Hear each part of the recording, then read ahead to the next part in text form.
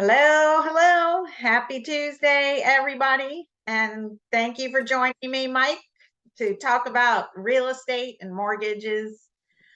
Just get out some good information to the community. Anybody that's out there that's going to watch this, we hope this is helpful. And you can reach either Mike or I anytime. Just ask us your questions, IM us, give us a ring, whatever it takes. We will help you out. And how are you, Mike? Doing great. Thank you. How are you, Laura? Doing fantastic. Exciting that we're going to talk again about people putting their house on the market and getting more availability for our buyers.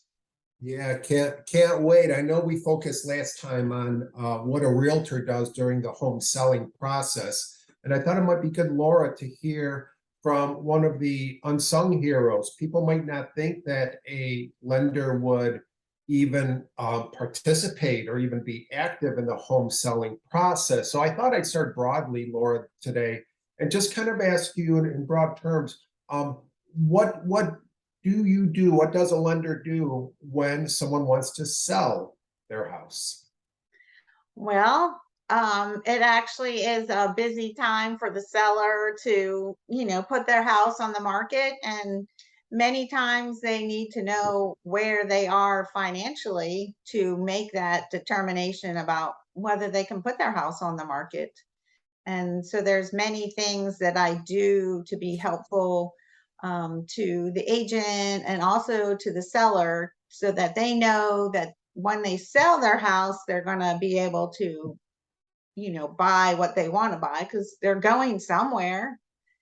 When you're selling your home, unless it's an estate sale, somebody needs to go somewhere. And that way means we need to talk about money and finances and how to best use that money to the advantage, of the person that's selling. So there's a lot that we can be helpful with and give them facts and figures and data so that they can make a great decision. So as it's really good for them to make sure that all of their financial ducks are in a row so that when the house is going to sell, especially in this market, it's going to sell, probably quickly, and they have to be prepared for what their next move is financially.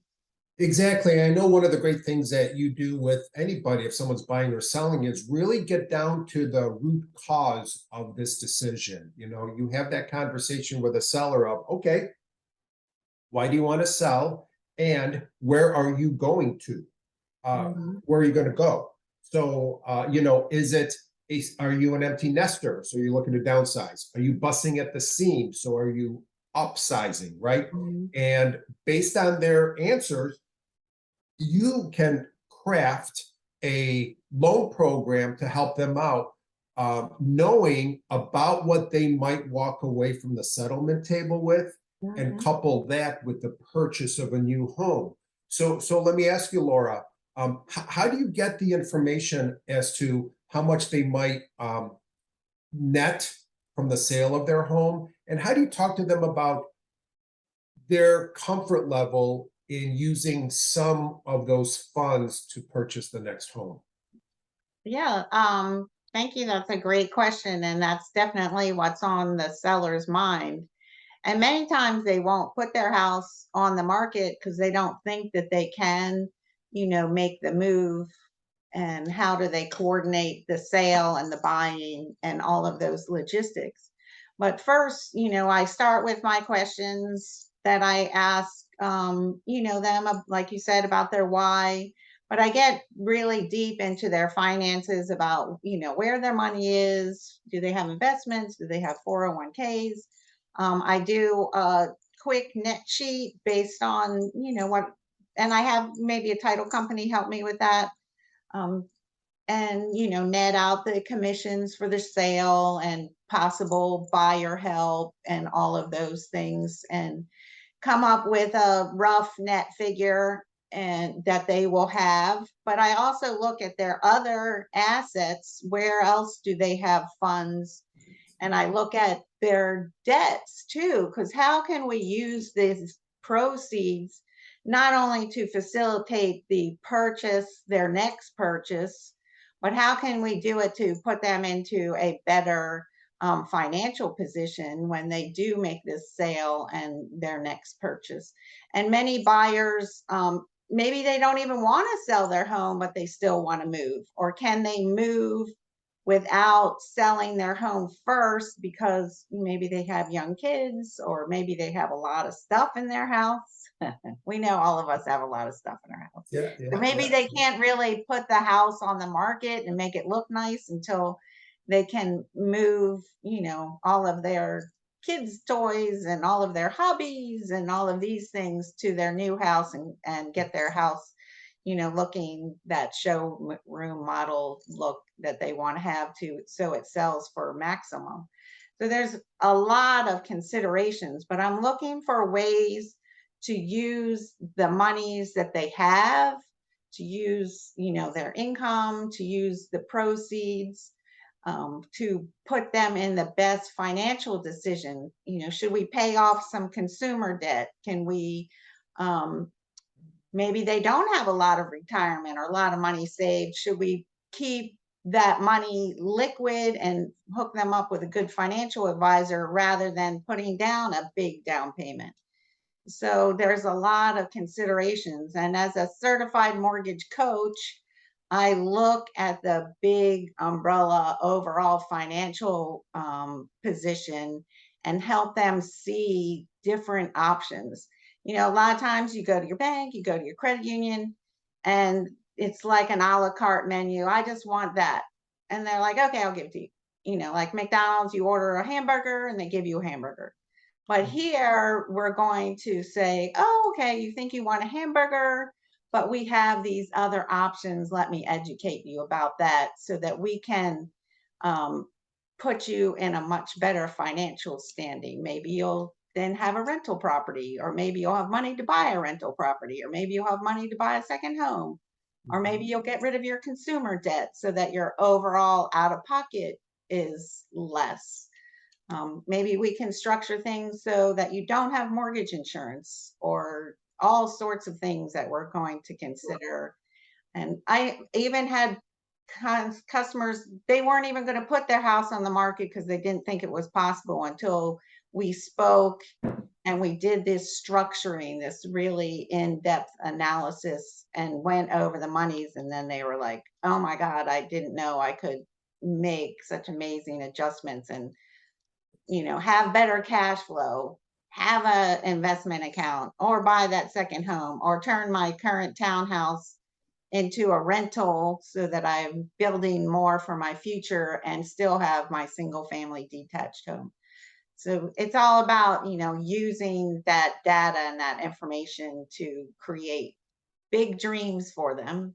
And it's Yeah, a that's bonus to the agent because then they'll get that listing, but then they might also pick up the buy side too. So it's very right. exciting. Right, that's exactly right. And you work very closely with your realtors, and sometimes I know we have found that sometimes now might not be the best time to sell because of the overall picture. And as a certified mortgage coach, you can certainly help them. You're not a financial advisor, I know, I get that, Right. but you do tell them that maybe if because of the credit report or something came up or an identity theft or something that maybe we just take a few weeks, let's clean that up, and then yield buying power will be even stronger in a few weeks instead of today. Do I have that right? Mhm. Yeah, absolutely. I had a buyer last fall that had her house on the market under contract, and she was with a different lender and she got denied. Mhm. She was going to be homeless. Wow. But luckily, she got referred to me and we saved the deal. But that would have been a situation where I would have looked at that up front and said, no, we got to do these things first before you put your house on the market. And she was so stressed out and it was horrible for her. Luckily, we did make it work out. But, there was a lot of, I guess, a lack of due diligence up front to do some analyses for her to make sure it was a good move for her. Right, and you're proactive in your due diligence, Laura, and I wanted to explore one part of the selling process and then and connect that with a seller's buying process. Many sellers today are, like I said, either empty nesters or busting at the seams, and both of those types of sellers, Laura, are looking at new home construction. And Mhm. we know that inventory is low and there are some supply chain issues with builders, labor issues, lumber issues, rising copper, plastic prices, things like that.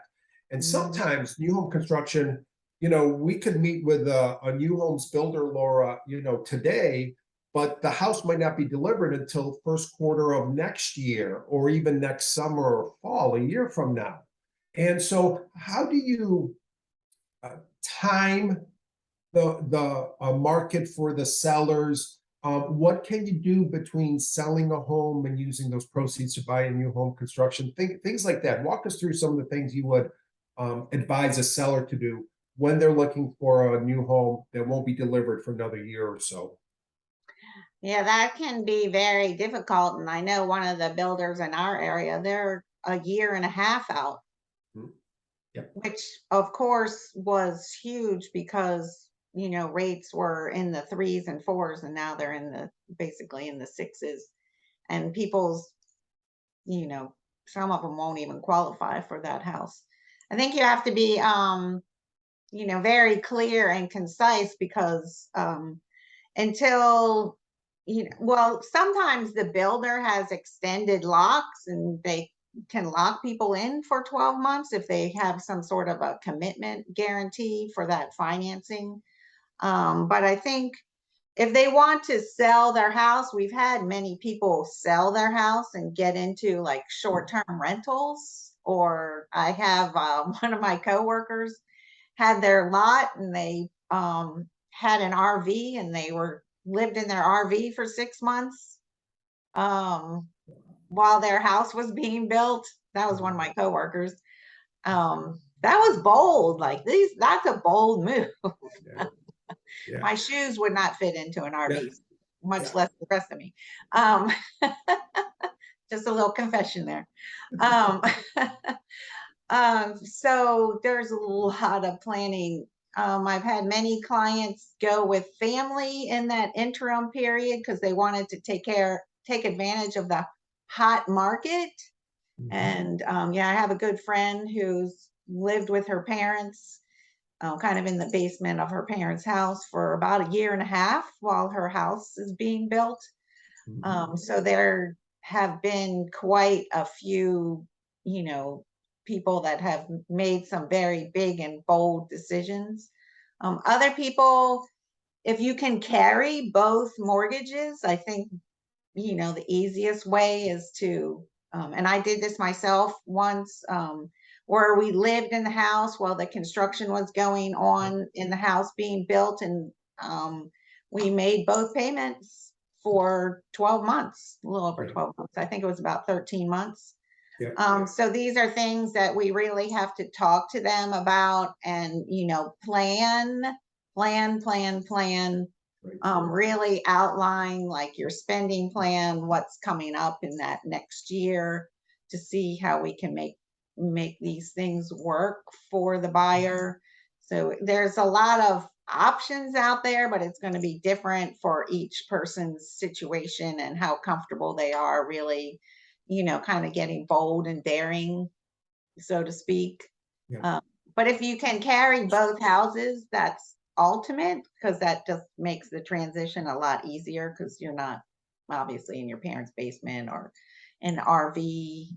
I Right. had one family that was in extended stay because there was a delay in the delivery and they were in extended stay for about 3 months. Mhm. So, you know, there's options out there, but you have to consider the expense and the anguish and physical labor of maybe moving twice. Mhm. Also did that once myself. Right. I can't Right. say it was fun, but it was doable. We did it and Yeah. we made it happen.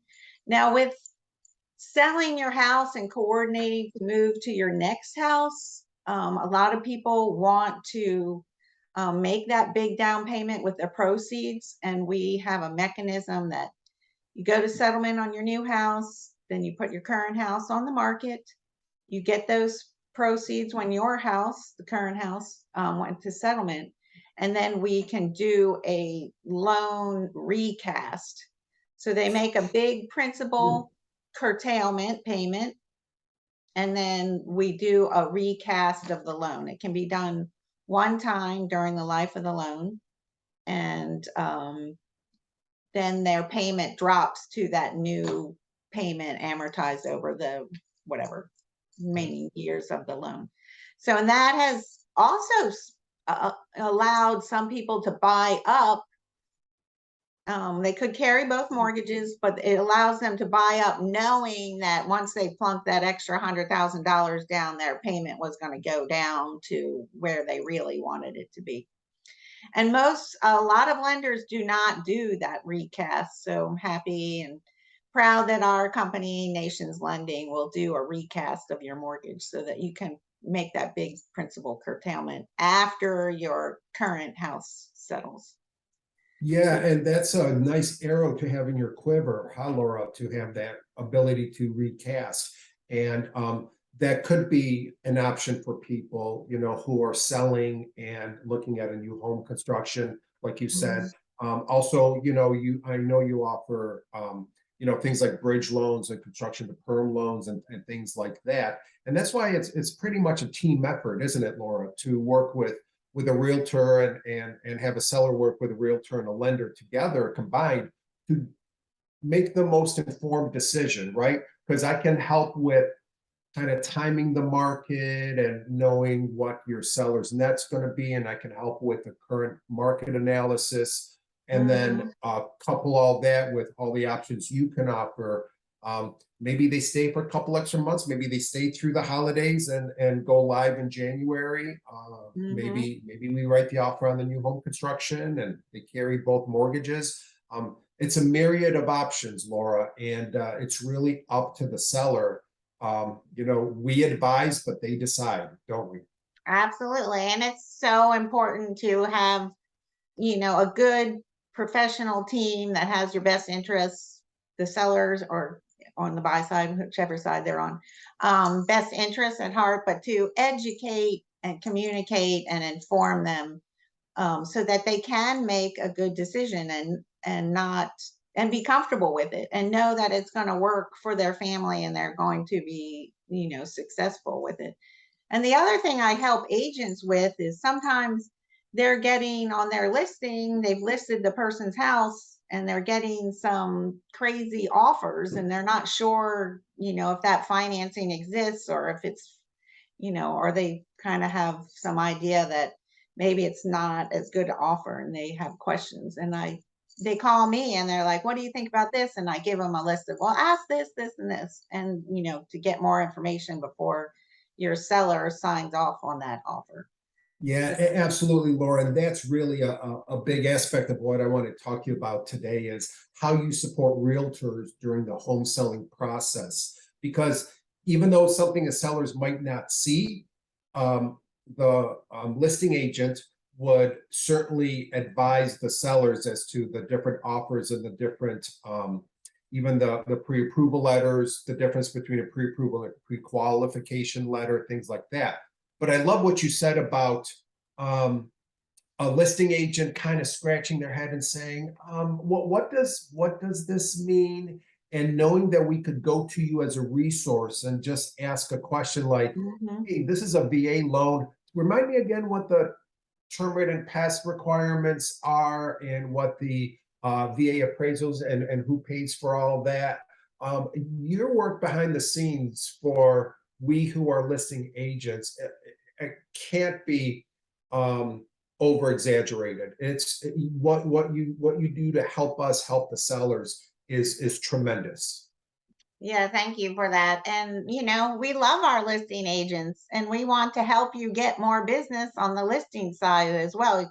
You think of your loan officer just for, the buy side, but we want to help you get more business. And we can do that by, delivering this extra value to you when you are listing a home, or helping answer some questions, or giving you, we have a plethora of marketing material that we offer for that's complimentary, marketing materials that you can't get just anywhere, and it really supports your seller, and it supports the buyers that are coming through, um, using us as a resource to structure loans, to rescue loans. Like, you have your buyer, you took an offer, and then it goes sideways, and you're like, what happened, what's going on? And even I can tell you how to maybe even fix the loan with the current lender, or I've rescued many a loan over the years. Yeah. Like I said, I rescued two last month alone. um, I had two sellers that wouldn't have sold if we hadn't have talked first and made that strategy. They Wow. weren't going to do it, and because they talked to me and I helped them out and really helped them understand that they were more than capable of doing this. I had one seller, she's like, well, we're in our upper 50s, and I don't know if, we should really be thinking about doing this. And because we had this like personal conversation and we asked the questions, and then I was like, absolutely, you can do this. This is totally doable. And yeah, even if you just want this different type of house, absolutely, you should do it. Why shouldn't you go after your dreams just because you're whatever, 50 or 60 or 80 or Right. 100? Right. Never stop going after your dreams. Right. And they were so excited, and that gave the agent a listing and a buyer, just because they had the conversation, and it was more like in depth, and really helped them understand like the why behind what they wanted to do. So there's a Great. lot that we do, that because, like I said, we want to bring value. We want to bring back value to buyers. We want to bring value to sellers, and we definitely want to bring value to our agent partners, because and we want to help our agent partners increase their business, and we do that by the experience that the sellers and the buyers have, because then they're going to refer their friends, family members, and coworkers. Yeah, and you're absolutely right, Laura. And I think just by way of wrapping up here, you mentioned something in passing I really want to explore. You talked about marketing materials that you work with sellers and the listing agents on. If you talk a little bit about that, Laura, how that's manifested both with listings, sellers selling their houses, but also the agents open houses to the public Mhm. and to other brokers. How do you support realtors in those arenas? We have a great platform called Total Expert that we complimentary. The agents can sign up with us, and every time you have a listing go active, we have a live human being marketing assistant, and she produces the collateral materials, open house flyers, single property website, social media stuff, and sends it to you. We also post it on our social media platforms so that you're getting more exposure. I have some great reports. One's called a community report. It talks about the walkability, the restaurants, the schools in that neighborhood. The buyers love that Mhm. information sheet. Plus, it's very colorful and gives them a lot of good information at a glance. Yeah. I have a report called a real estate report card, and and this gives them what the house is worth and what we are projecting the appreciation on that house to be over the next 5 years. Oh, wow. Fantastic report. Um, so these are things that we provide the agent to make available in the house, or they can send it out to their database. Mhm.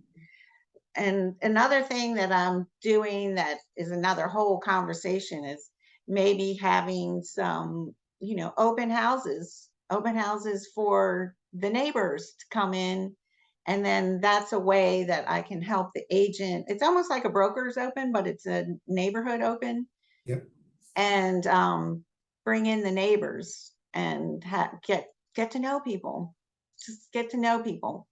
And once they know you, maybe who knows, maybe one of them is thinking about selling and you pick up another listing right in that neighborhood. So these are things Absolutely. that we want to do to increase our presence and increase our business. Right. And you know, those marketing pieces, those projections, those rate sheets about the different interest rates at different loan programs, whether you're Mhm. conventional, FHA, VA, whatever, those are invaluable. And I know that the public is savvy enough to know that these are just snapshots. It really just depends on the individual buyer and their credit Mhm. scores, et cetera, and their financial ability. But having that as kind of a benchmark from which buyers can, when they go to a house, they're like, oh, this house is 500,000. If I do a conventional loan at 6%, this might be my monthly mortgage pending Laura's review of my assets, liabilities, work, Mhm. employment, things like that. But it gives them, some ideas, and hopefully some ideas that they didn't even know about, or their particular lender didn't offer them, that could be very, very helpful to them. So, Right. So my final question to you, Laura, is this. When you have first contact with a seller, let's say, I say, hey, Laura, I'm going to have this listing. Seller's not sure what to do. They're downsizing or they're upsizing. Just walk us through maybe a couple of the questions you would ask the seller, and what a seller can do to help you to give, so that you can give them the best advice in terms of selling their home. I definitely want to ask them, the questions about, their finances. I would like them to fill out, the web application so that I can actually get detailed information. Because the more precise the information, the more, better input means better output, is an easier way to say that. So, be thorough, be open. And like you always say, everything's confidential, and it's really no obligation. Of course, hopefully, once they're working with me, they don't want to work with anybody else, Right. because they'll know how thorough and caring that my team and I are. But there's no obligation. We're giving you information. There's no cost. It's our time. We provide that, and it's no upfront costs for us to do an analysis for the sellers. So it's just their time, my time, and hopefully, they'll see that it's a winning situation for them. But it's really about, me asking all the right questions and getting really detailed information, and then some documentation to, or at least the web application to back that up. And if, I can do it, I like to pull their credit, but I don't have to, Right. but it's better, the more precise information I have, the better I can provide them with options. But it's definitely not a must at that point. But they just want to, especially if they need like a strategy, they need a plan, then we want to go into that detail. Yeah, that's great, Laura. And I think our viewers can certainly appreciate and now understand all the work that you do with sellers, many times through the listing agents, such as myself, but also not just behind the scenes, but also up front from first contact about selling their home, helping them time things and helping them with different options, whether they're upsizing, downsizing, or relocating, whatever. I think that viewers appreciate all that you do. And if they haven't before, they will now. And definitely they understand that it's truly a team effort selling a home. So thank you, Laura, for that. And I look forward to having another conversation with you next week. Absolutely. And thanks for these great questions, because it made me think about that side of the transaction. And actually, I was like, wow, there's quite a few things that I can do to be helpful and bring some value. So I really appreciate that you brought up this topic because it's not one that I had really thought about before. So thank you so much. And I hope everybody found this to be helpful. Call Mike or I, or IM us, and we will be here for you. And we certainly look forward to our next conversation next week. Sounds great, Laura. Take care, everybody. Thank you. Bye-bye. Bye-bye.